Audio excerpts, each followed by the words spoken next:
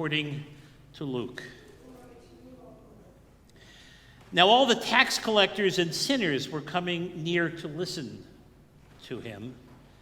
And the Pharisees and the scribes were grumbling, saying, "This fellow welcomes sinners and eats with them." So he told them this parable. There was a man who had 2 sons.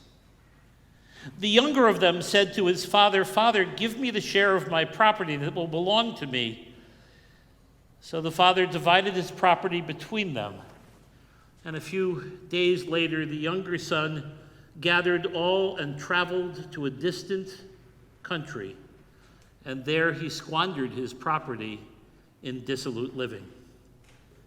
When he had spent everything, a severe famine took place throughout that country, and he began to be in need. So he went and hired himself out to one of the citizens of that country, who sent him to his fields to feed the pigs. He would gladly have filled himself with the pods that the pigs were eating, and no one offered to give him anything. But when he came to his senses, he said, "How many of my father's hired hands have bread enough and to spare? But here I am dying of hunger. I will get up and go to my father and say to him, 'Father, I have sinned against heaven and against you. I no longer deserve to be called your son. Treat me as one of your hired hands.' And so he set off and went to his father. While he was still far off, his father saw him and was filled with compassion. He ran and put his arms around him and kissed him. Then the son said to him, 'Father, I have sinned against heaven, and before you I am no longer worthy to be called your son.' But the father said to his servants, 'Quickly, bring out a robe, the best one, and put a ring on his finger and sandals on his feet, and get the fatted calf and kill it, and let us eat and celebrate. For this son of mine was dead, and he has come back to life. He was lost and is found.' And they began to celebrate. Now the elder son was in the field, and when he came and approached the house, he heard the music and the dancing. He called one of the servants and asked what was going on. The servant replied, 'Your brother has come, and your father has killed the fatted calf, because he has got him back safe and sound.' That son became angry and refused to go in.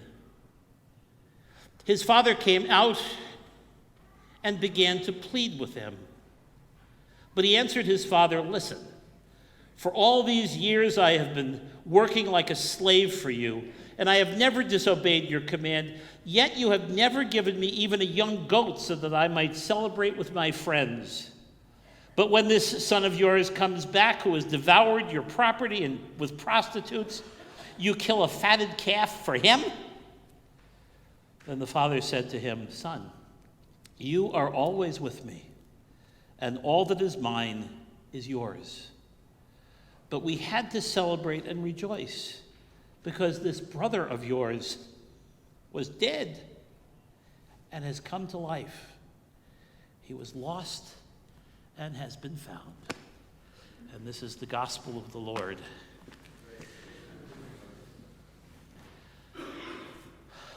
About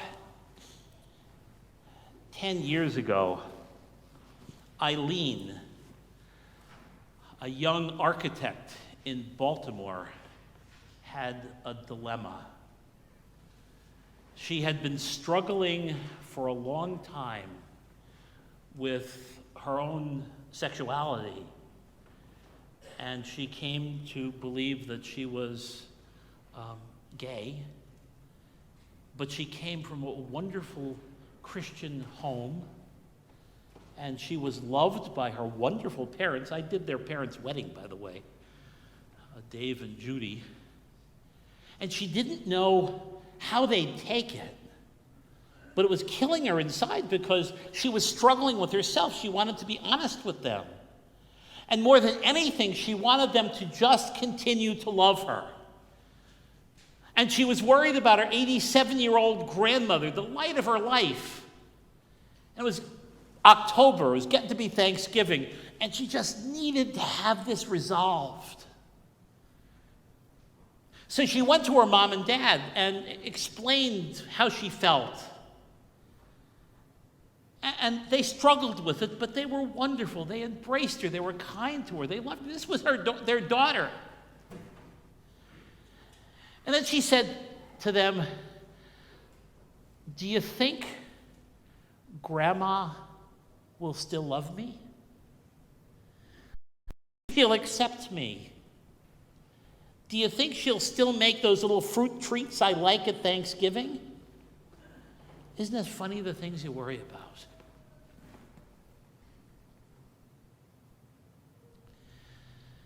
The gospel today is actually two stories wrapped in one parable. One story is complete, and the other story is on purpose unfinished. The first is the story of that miserable son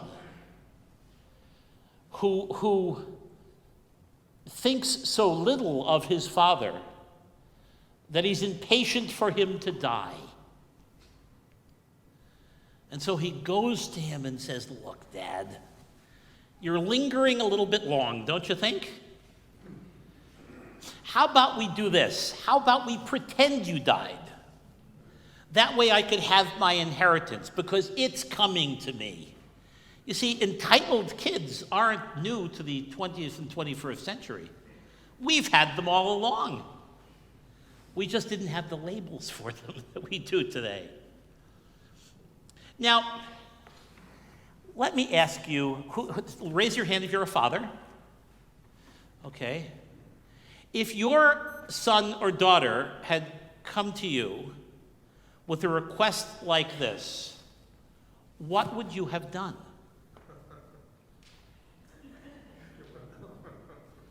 No, because this father is unusual. In Jesus' parables, there almost always is some absolutely incredible thing, a crack of the uncommon that runs right through the parables. And the first people who heard the parables would have been struck by the inconsistency. See, our ears are so attuned to these stories that we think they're just nice stories. But if you had a panel of 10 fathers, they'd judge this one at least a little crazy, right? Because who says, "Oh, okay, I understand the problem. I'll give you half." And the word in Greek is half of my being. Half of who I am. I'll give to you of myself. That's what's going on here. And so Junior takes it and off he goes to a far off land where he squanders everything on what Jesus says was dissolute living. We don't know exactly what Jesus meant by that. We know what the older brother thought it meant. But what we do know is that this younger brother went through his inheritance in short order and wasn't prepared for hard times when they came, and they did. And so he is left, this Jewish man, reduced to feeding and caring for pigs, unclean, cloven-hooved animals, pigs. And he longed to eat the crap that they were eating, because other than that, he would have eaten nothing at all. And then Jesus in the story says, coming to his senses. Mind you, he's not repenting. He doesn't say, "Gee, I treated the old man so badly, I should go back and apologize." No, he wants to eat. He's still a selfish person, But he's not a stupid, selfish person. He says, well, the servants at Dad's place eat better than I'm eating now. Let me go back to him. And then he creates an elevator speech. Father, I have sinned against heaven and against you. I no longer deserve to be your son. Treat me as one of the hired hands. Armed with that strategy, off he goes to the Father's house. Now, the next paragraph is revealing.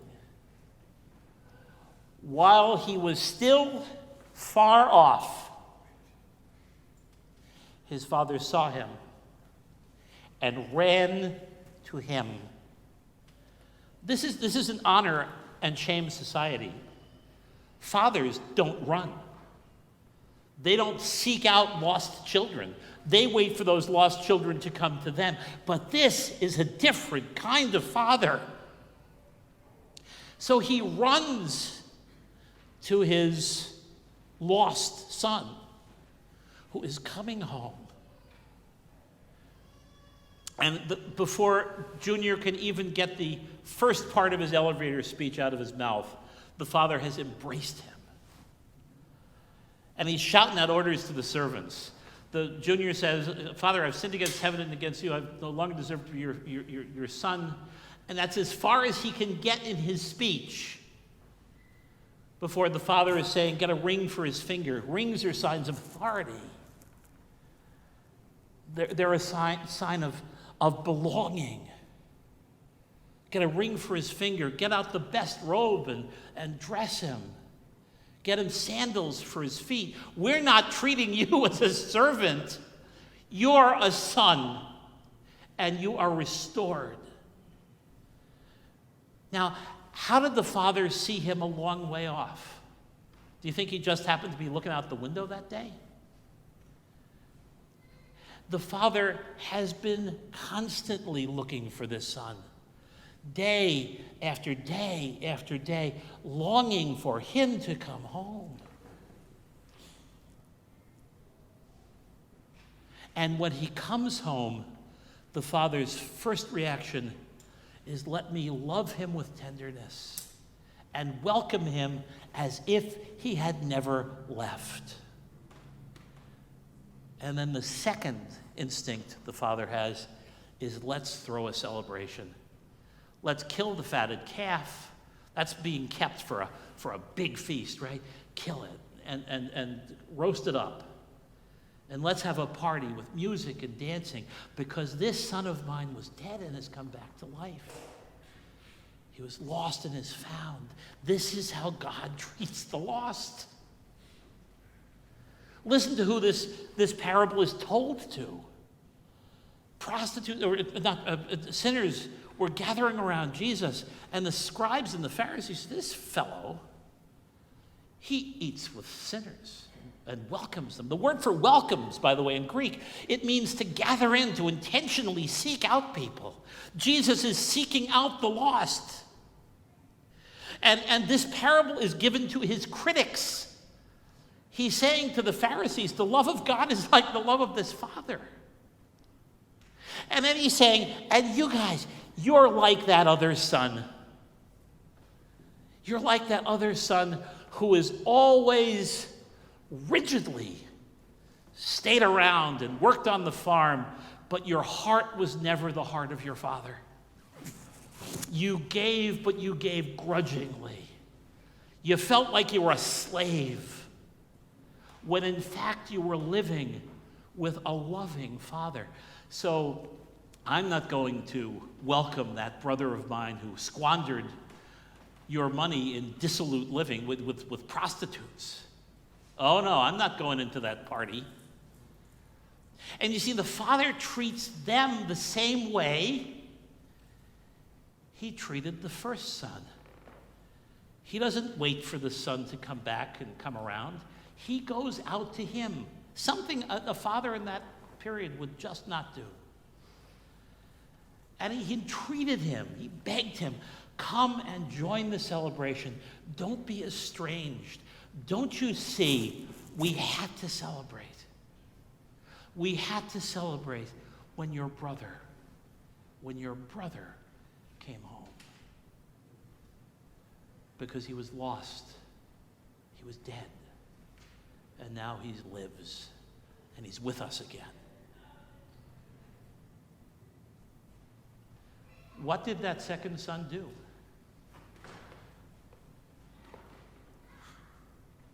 You know?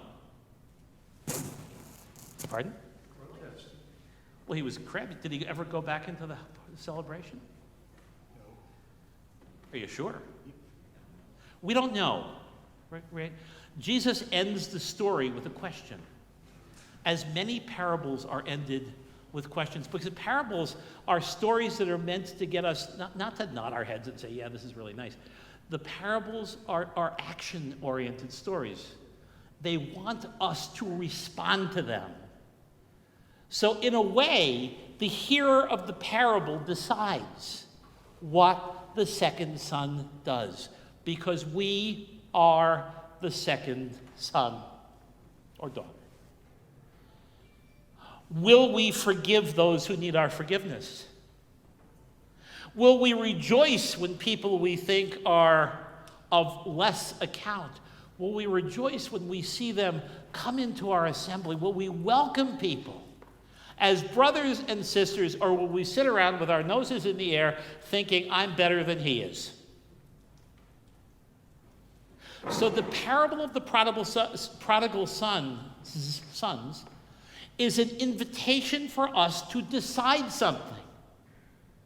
And the decision is precisely this: how will we treat those other people that we never really liked that much? Because the Father loves them. Doesn't only like them, the Father loves them. And he wants us to love them too. And when their lives turn around, when they embrace Christ's gospel, he wants us not only to say, oh, did you see who was in church today? He wants us to rejoice. Because when one single person returns to God from a life of dissolute living, there is more joy in heaven than over 99 Pharisees who stayed on the farm and did everything they were supposed to do. Thanksgiving in Eileen's family's home came, as it always does, in the end of November. And by that time, Judy and Dave had had a talk with Grandma. And when Grandma heard of Eileen's predicament, they told me she cried, and she cried, and she cried. And then through her tears, she said, I guess I'll have to think differently about this. An amazing choice of words, because the word metanoia means to think differently, to change our perspective, to turn around. Eileen's grandmother struggled with news that she found very difficult to understand. But in her loving heart, she says, I am going to think differently about this. And so let's blast past Thanksgiving, because it's a big celebration, lots of people. The day after, which is more fun anyhow, because you get the leftovers and all that stuff. They're all sitting at the table, and Grandma came in with a platter full of those fruit snacks that she made. Her way of saying, Eileen, I may not understand you, but I will always love you. For her, the older son clearly went to the party and had a wonderful time. Amen.